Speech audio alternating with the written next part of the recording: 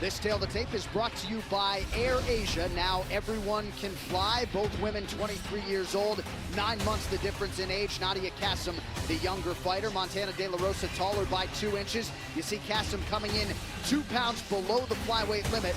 Montana De La Rosa will have a 2-inch reach advantage. All right, now for the introductions back inside to the man in Merlot, Bruce Buffer. Ladies and gentlemen, this fight is 3 rounds in the UFC flyweight division.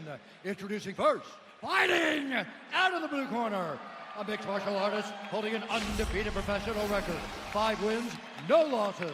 She stands 5 feet 5 inches tall, weighing in at 124 pounds. Fighting out of Wentworthville, New South Wales, Australia, Nadia, Kassem. And now introducing her opponent, fighting out of the red corner, a freestyle fighter holding a professional record, 9 wins, 4 losses. She stands 5 feet 7 inches tall, weighing in at 125 pounds. Fighting out of Fort Worth, Texas, USA, Montana De La Rosa. And when the action begins, our referee in charge, Peter Hickman. Kahili Blundell getting us ready for round 1 of a possible 3 in the UFC women's flyweight division, in which they are all now chasing Valentina Shevchenko.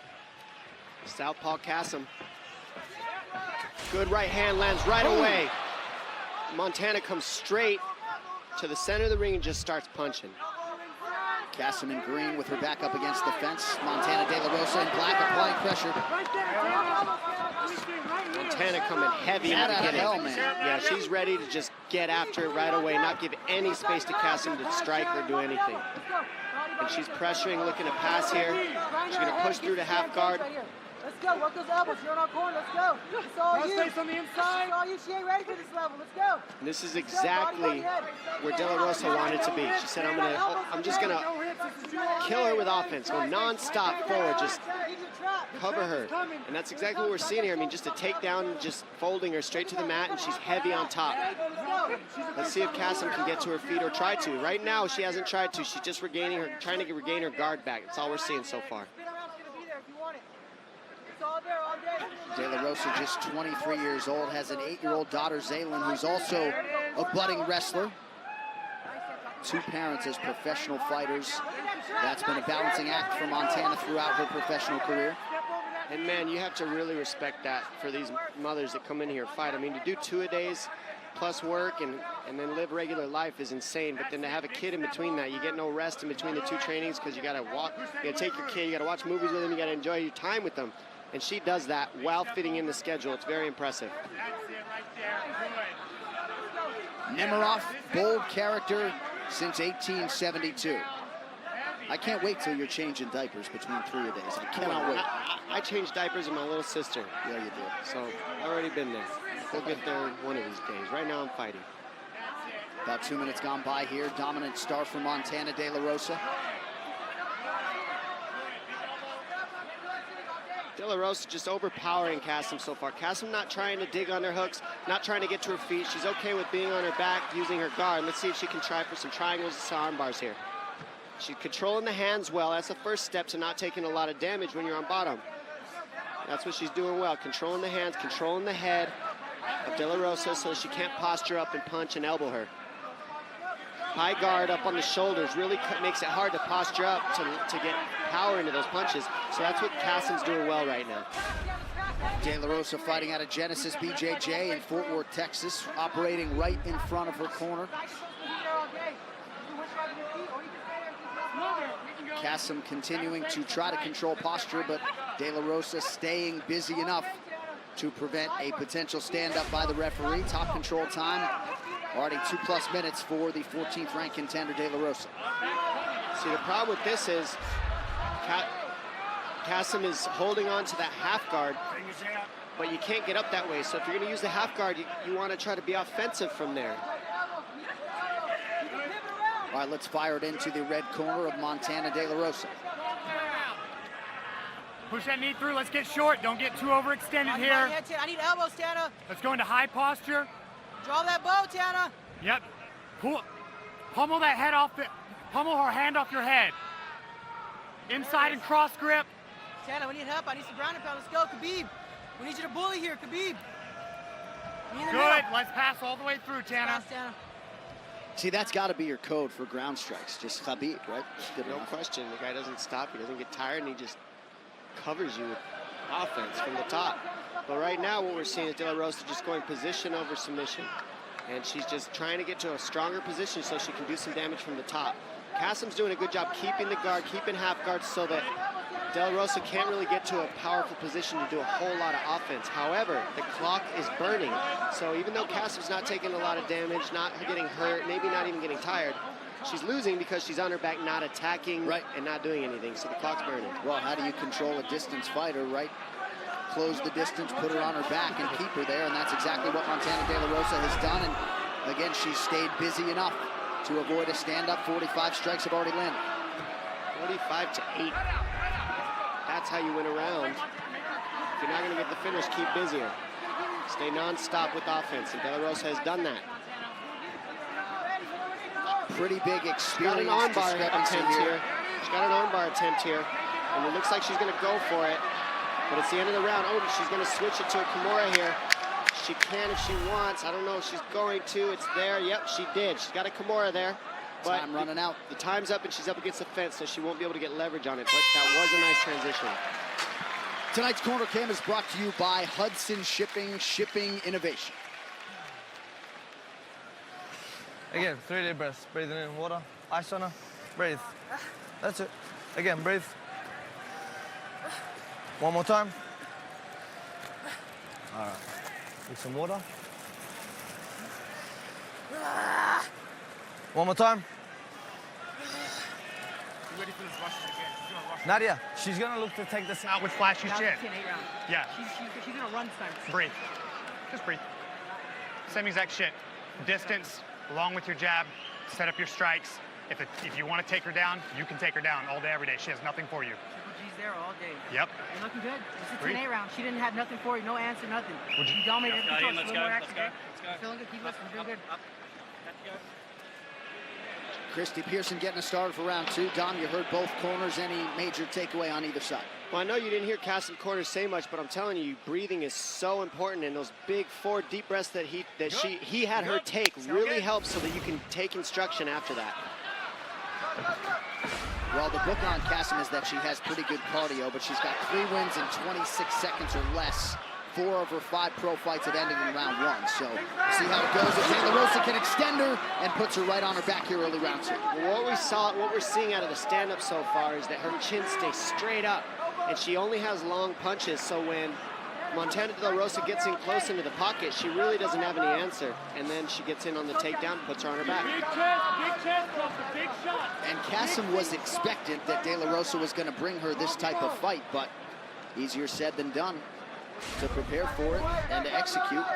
Well, I mean, the wrestling of De La Rosa is very evident in this matchup. That's what you're seeing. You're seeing a wrestler versus somebody who's practiced a lot of jiu-jitsu off their back.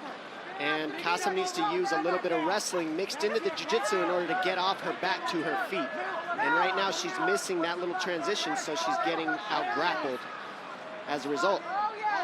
Arm trapped, looking for mount. Is De La Rosa really just kind of bullying Kassem on her back right now? Kassem needs to get to a hip, dig a right underhook, get to her left hip, and try to at least roll to a single, push that knee off her belly, something. But with the knee on belly like that, there's the mount. Now she transitioned to a triangle. Beautiful transition, beautiful. And now she's elbowing, and she's going to look to finish here, ladies and gentlemen. That's tight. Kassem in desperation mode here. Straight to an armbar transition. Pretty tight. And she's tough. I mean, these girls are so flexible, though. It's so hard to finish somebody flexible. I mean, it's like, look at her arm being bent, and she's still not tapping. So tough. And not that it won't happen, but it's very hard to get a finish when somebody's flexible like this.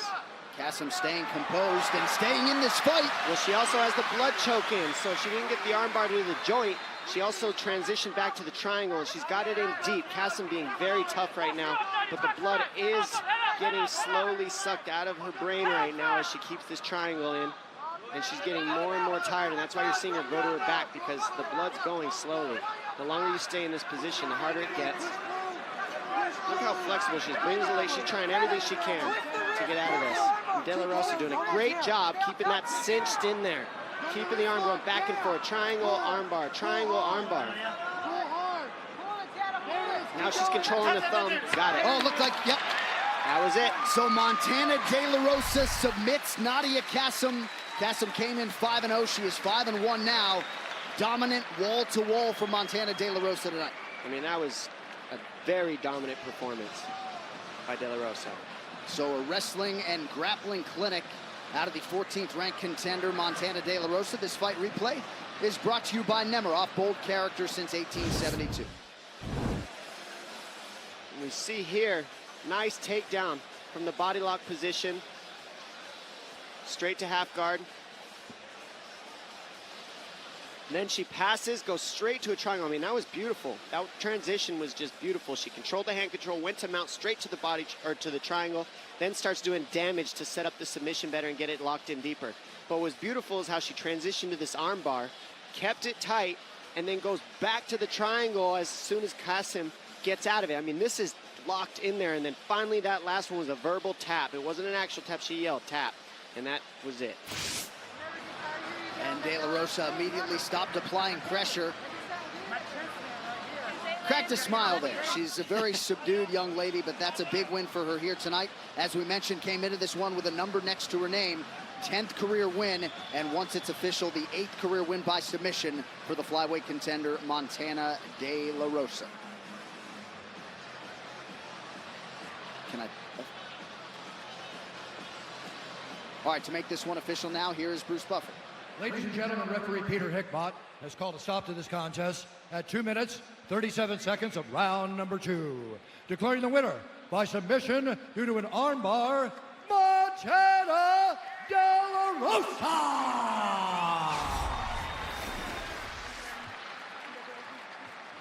All right, Melbourne here with your winner, Montana De La Rosa. Congratulations on a dominant performance here tonight. Near flawless. Got to feel pretty good about it, I would think. Yeah, I feel great. First of all, I want to thank everybody back home. You know, Tony Cabello, my family, Zaylin, all my training partners and all my coaches, my husband, Mark De La Rosa, Douglas Frey, Albert Hughes, everyone at Genesis Jiu-Jitsu. So Nadia came in with a lot of hype. She was an undefeated fighter, but you didn't give her any distance or time. You closed the distance right away. Was that the strategy, to immediately get up inside her and take the fight to the ground? The strategy was actually to keep it on the feet. You know, I wanted to touch her a little bit, but she was kind of falling back, and I was ready to secure that tap out. You were working on a number of different submissions down the stretch. Was it a verbal tap? Did she submit verbally at the end of the fight? She did both. She kind of tapped and she submitted verbally. Yeah, she was really tough to submit. Her arms were kind of gumbo-y. It was kind of hard to find that submission, but all props to her. She's a great opponent. Got to feel pretty good when you go through a hard training camp, and this is the result, a dominant performance. You came in a ranked fighter, number 14 in the world. What does the rest of 2019 hold for Montana De La Rosa? Yeah, you know, I'm number 14 right now, but I kind of want to get through these last couple Ultimate Fighter contracts so I can start getting paid what a top 10 fighter needs to get paid, you know? So I just want to keep getting more fights and keep racking up the wins. Couldn't have gone much better tonight. Pleasure to watch you perform. Melbourne, let's hear it. Your winner, Montana De La Rosa.